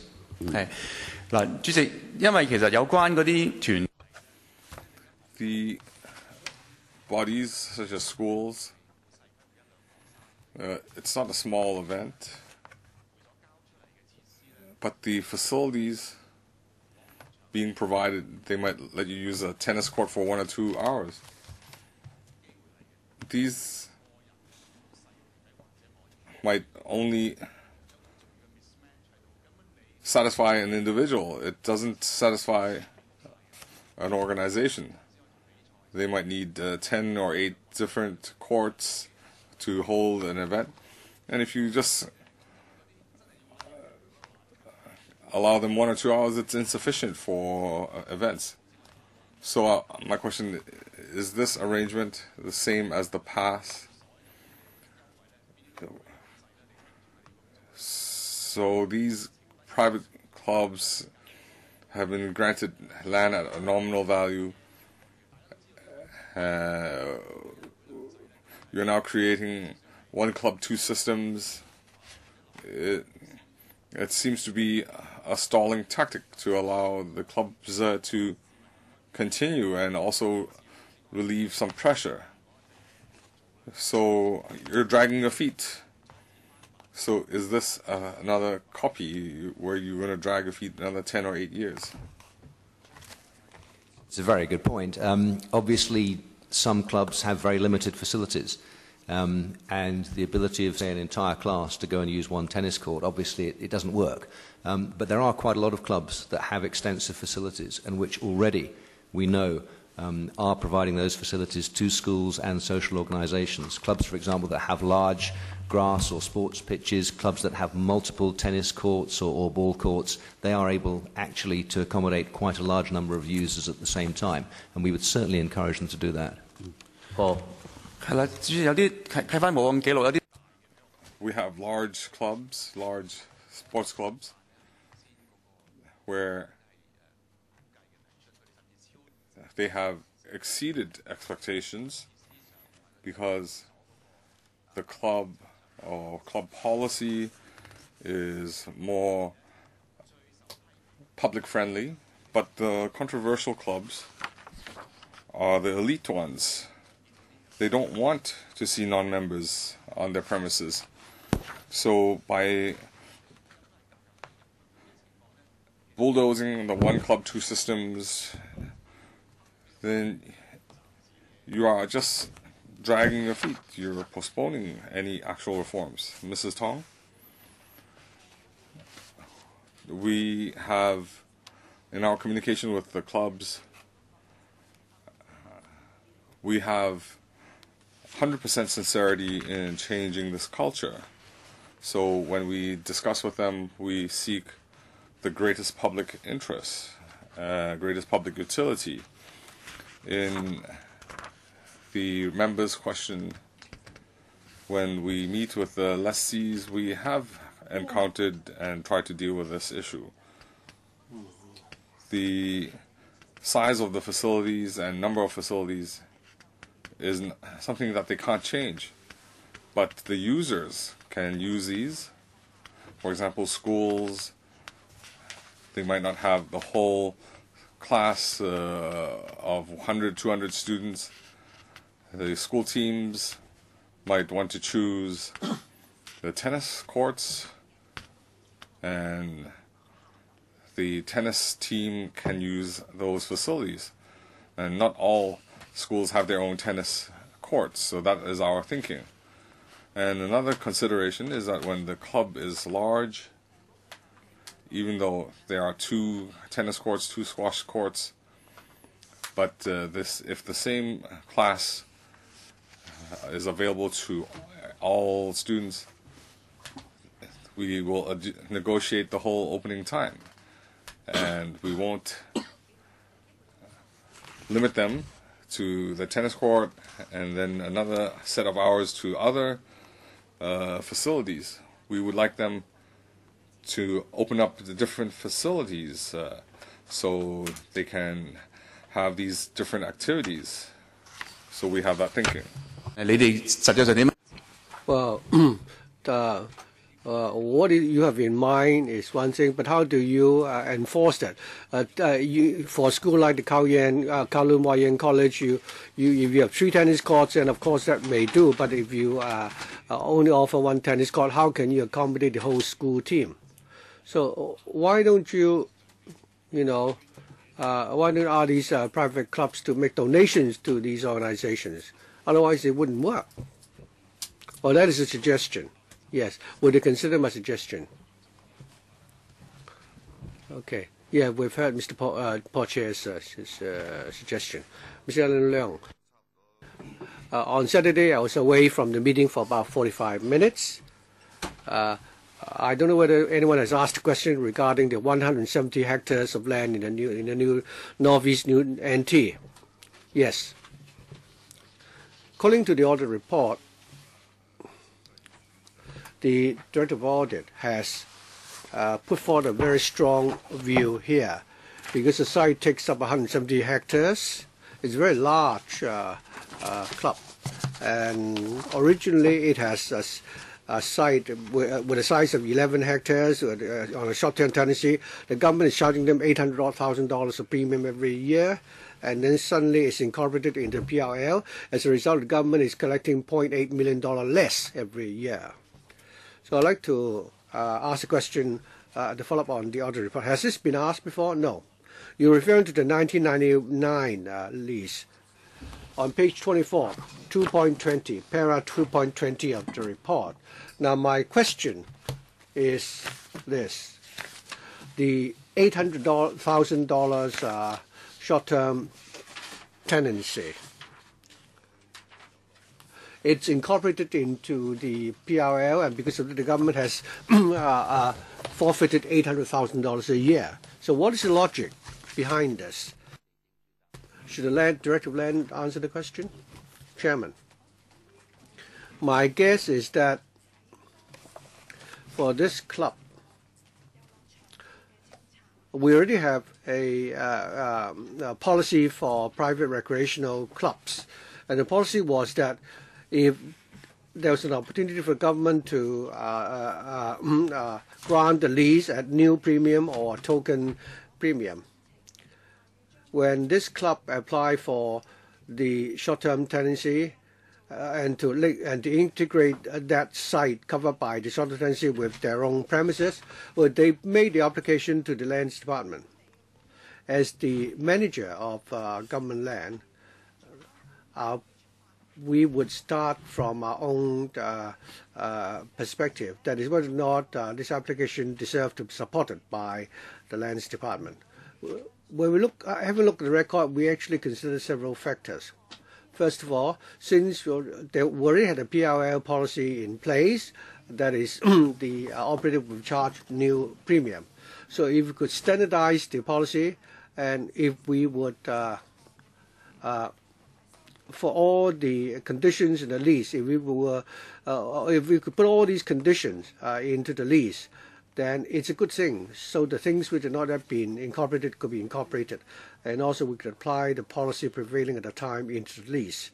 With that, such a consideration, if I were to reconstitute the case, it's not that we wanted to charge them the premium, and that's why we did not follow the policy. Instead, according to the records, our colleagues, as you find in note 19 of the audit report, although we did not, process the lease application because we did not want to approve the short-term tenancy. So I think, although the government has not collected the $800,000 of rent, but there was still a land payment, or they paid the land rent. Chairman. Well, I've heard the director. I have what the director said. She was not the officer in charge at the time, but still it sounds rather strange to me because they're still paying $800,000 a year. The your policy regarding recreational club does not necessarily mean that you need to grant them the land free of charge. If they have been paying $800 all along, and back in 1979, it was when these PRL were granted, and you consider the principles governing the granting of these PRL, looking at the operation of the club during the previous 15 years, I don't think they have been in full compliance. So even if you incorporated into the PRL, it was not impossible that you still collect $800,000. Perhaps we can ask the Secretary for Financial Services and the Treasury to answer the question. Thank you. I think she's really answered the question from the policy perspective, that is, the policy governing land management. As far as financial policy is concerned, we normally will look at the lease and we try to see whether or not there is a policy to allow the lessee to be charged, a fee or lower than market rate. Rate that is, but anyway, we would use the market rate as the basis. But if the EXCO and the Policy Bureau has submitted papers stipulating there's a clear policy that for certain organizations or for certain policies, there is a need to provide concessions in terms of the premium. So from the financial policy perspective, we would accept this. Otherwise, for individual cases, they would need to be taken to the EXCO for deliberation before EXCO decides whether or not there are sufficient policy support to approve the application. I don't think we will have access to the EXCO papers.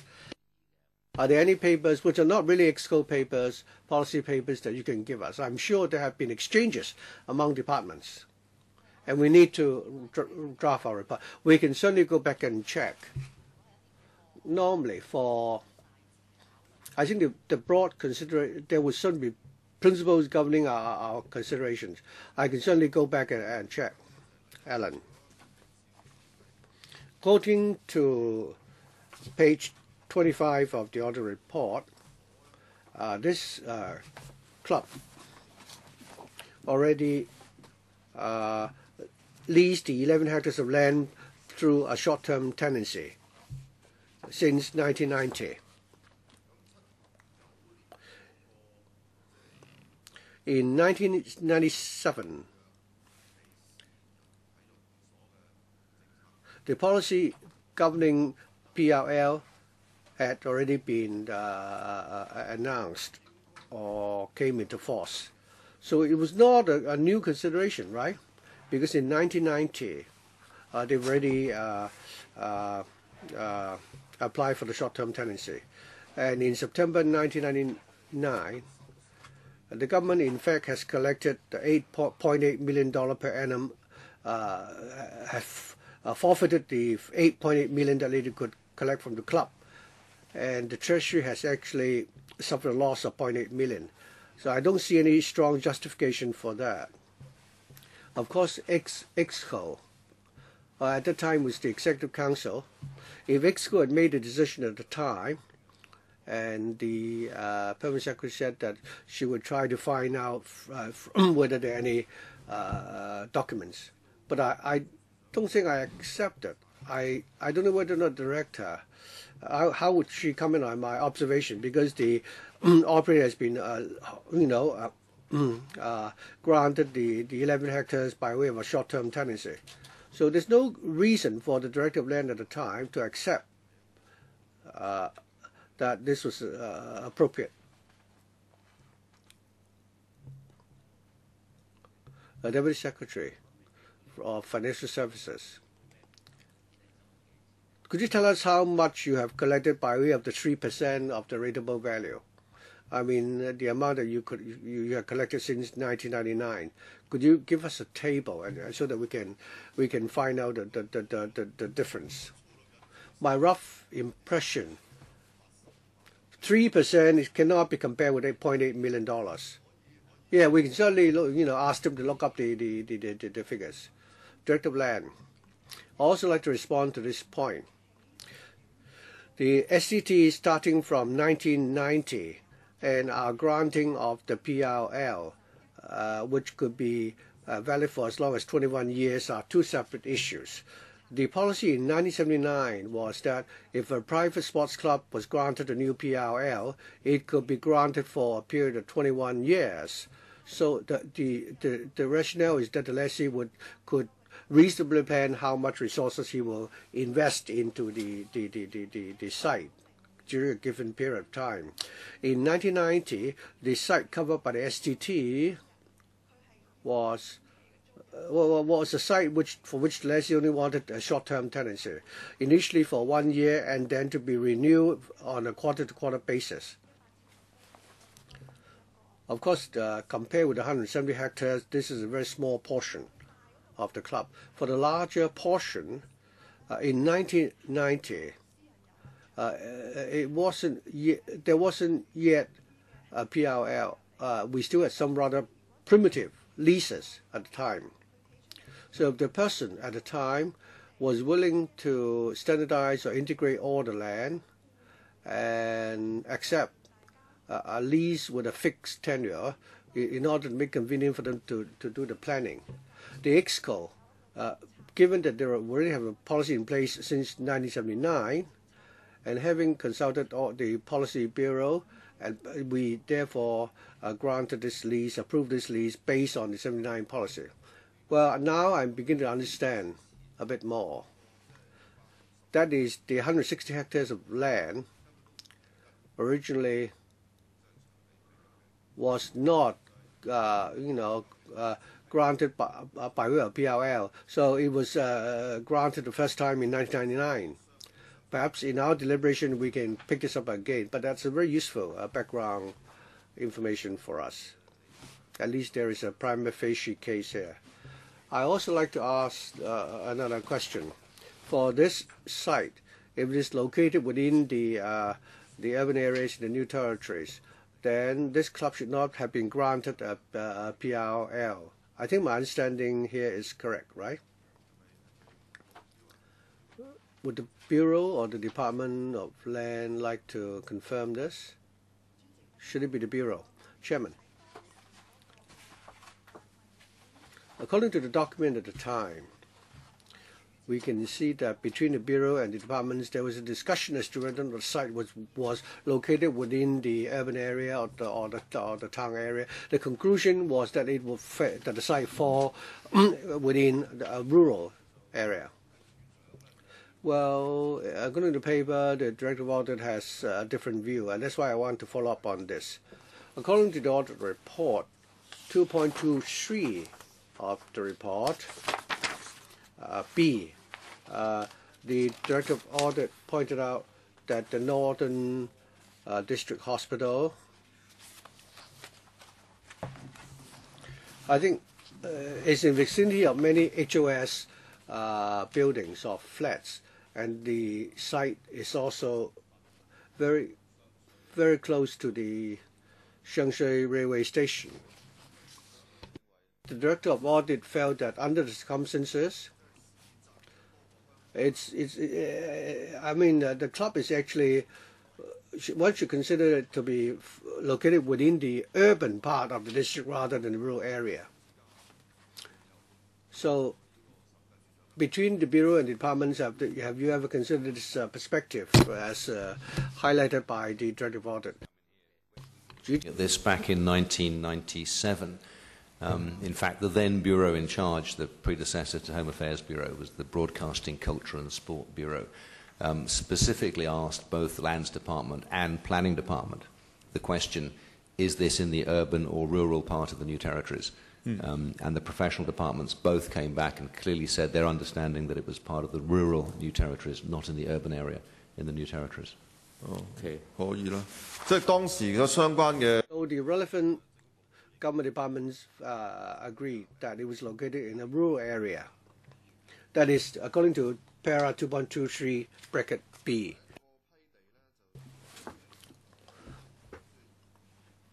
My next question is in respect of 2.23E3. And here the report points out that after 1979, all PRLs which were granted would include a special condition. That is, the club had to submit the master plans for the development of the lot for the Director of Lands to approve. But the Audit Commission found that the PRL did not adopt this special condition. So why was it that the Lands Department adopted such an approach? Could someone, explain this? Director of Land. If in the lease we want to require the lessee to provide a master plan, looking at the policy decision in 1979, the background was that the master plan would apply to new leases which are granted at the time, and that there should have been considerable development on the site. In other words, talking about brand new site, and then development was to be made on top of it, and then that's why, and then you will need a master plan. So the policy at the time, according to the policy at the time, that if they want to renew a lease, then there is no need to submit a master plan. Now, back in 1979, it was a new lease being granted, but they were actually rationalizing things which are already on the site. On that site itself, most of the structures that we see there nowadays were already there. And that's why the applicant was not required to submit a master plan, because the site was already developed, except that they were actually amalgamating several sites and included under a single PRL. So they had no intention of new development, so they did not have to submit a new master layout plan, right? Well,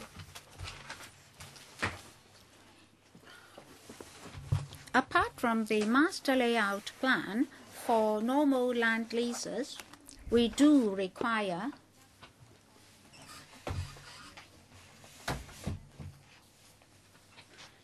the lessees to construct structures in accordance with the lease conditions.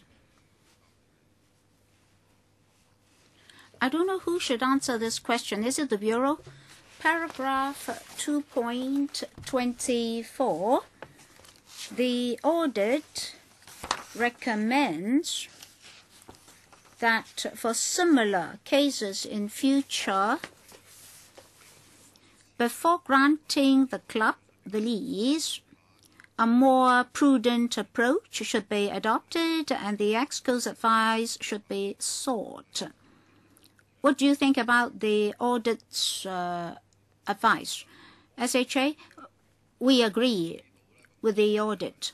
Well, the SHA is here is better because just now it's civil servants answering our questions. Now we have an accountable official here, so we would like to listen to the views of an accountable official. Mr. Chairman, just now I pointed out to the attending officials here that from the answers of Mr. Zhang, the SHA, on Saturday, between 2011 to 2012, there are a number of PRLs for these private clubs that were due to renewal. As there's not to be any disparity of treatment, and we've not yet completed next year's review, then what about this so-called toothless tiger? Let me cite an example. If a site is granted to a club, but the club is undersubscribed, that is, it fails to recruit enough members, then the Bureau does not have any particular power to handle that. Well, that's of course one tooth, but what about opening hours, facilities like massage parlors, hair salons, wedding banquet premises, etc., etc.? Well, as the review will not be able to be completed before you grant a renewal, then we may still have renewal for 15 years. And then after next year's review, we may see improvement on new leases to be granted in future. Now, even though you may not have genuine teeth at the moment, you may still have false teeth at the moment. So with these false teeth, will you be able to handle those issues raised by the audit? Just now when you're not yet present, Mr. McKinley said that he would provide us with a table on the leases granted before 2011-12, as well as those leases that would be renewed or examined, namely the 13 leases. Of course, we would welcome such a comparison table. Now, the Director of Lands will hold this table in hand, and even though your bureau only has false teeth, those false teeth will still be helpful to the Director of Lands, because the Director of Lands just now mentioned possible guidelines from your bureau.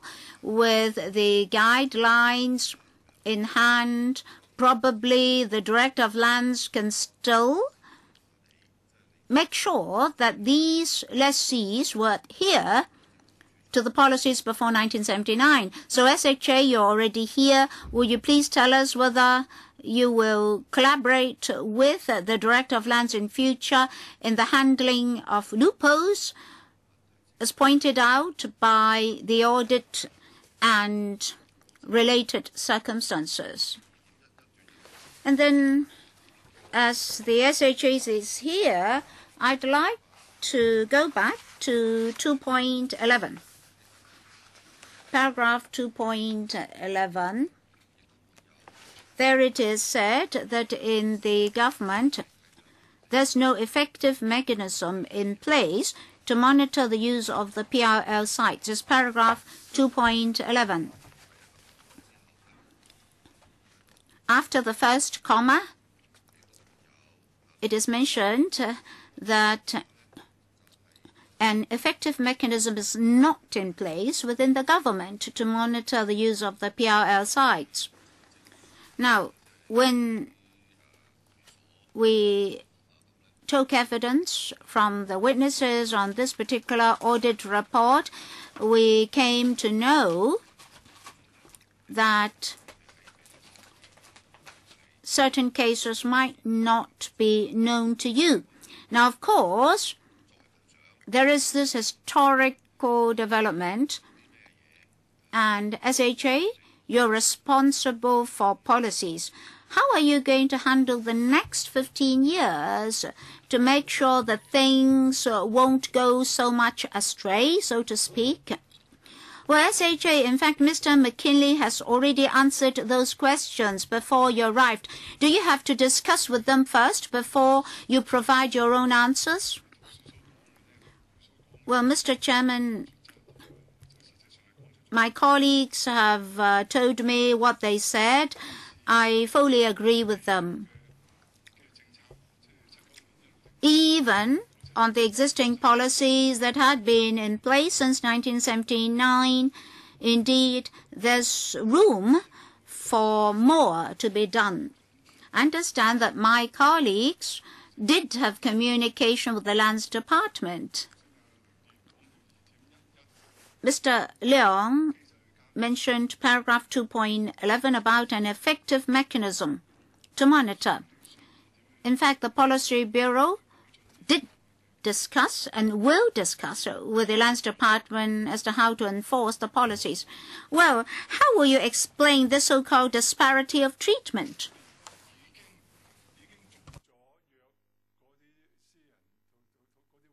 For those PRLs that have already been renewed, we also have to step up monitoring. All right, the SHA is an accountable official with political accountability. Mr. Pt3 or Ms. Song Leung Sing? Well, I have to make a declaration. Paragraph 2.22 mentioned the Land Commission. I was once a member of that commission, so I have to make declaration. Mr. Pt3, I understand that they said that there's no disparity of treatment, so they're fair. That's what they said. Now, for those PRLs that have not yet been renewed, as mentioned in paragraph 2.30, another renewal will not come in 8 to 10 years' time. That means when they get their teeth, we still have to wait for 8 to 10 years plus another 15 years. Well, theoretically, every lease is independent. The leases are not related to one another. When should we adopt a fair measure? Or to be fair to everybody, you will allow another 8 to 10 years on top of the 15 years? SHA, well, if there's a new policy, we'll adopt the new policy. A new policy will be in place in August 2014. We hope that by the end of 2014, we'll be able to obtain the preliminary review results. We believe that those results will give us some fundamental principles. But I believe each and every lease will have to be handled separately. For those leases that are due to expire by the end of 2014, we'll observe the new policy. Mr. Chairman, apparently that's not the answer we heard last week from the SHA, who then said that there would not be disparity of treatment. Of course, there are pros and cons to different scenarios. Paul, for the 23 leases, there's no disparity of treatment. I think they meant the 23 leases. SHA, yes, that's exactly what I meant. SHA, Mr. Chairman, I think the Honourable Member was pointing to the 23 leases. We've renewed 10, and then 4 other leases are non-private sports clubs. Oh, that means apart from the 23 leases, the remaining leases will be subject to the new policy. Is that what the SHA meant? Yes. Any more questions? Then thank you, SHA. Thank you, Director of Audit. Thank you, government officials. We'll write our report. If necessary to have another meeting, we'll inform you. If it is necessary for us to call another meeting, we'll notify you. Because, like you, we have to leave some room for maneuvering for ourselves. Anyway, chance is slim that we need another meeting. So, fear not, fear not. We'll write our report. Thank you. Thank you. Thank you for having... You have to rush here. Thank you. God is there. Thank you very much.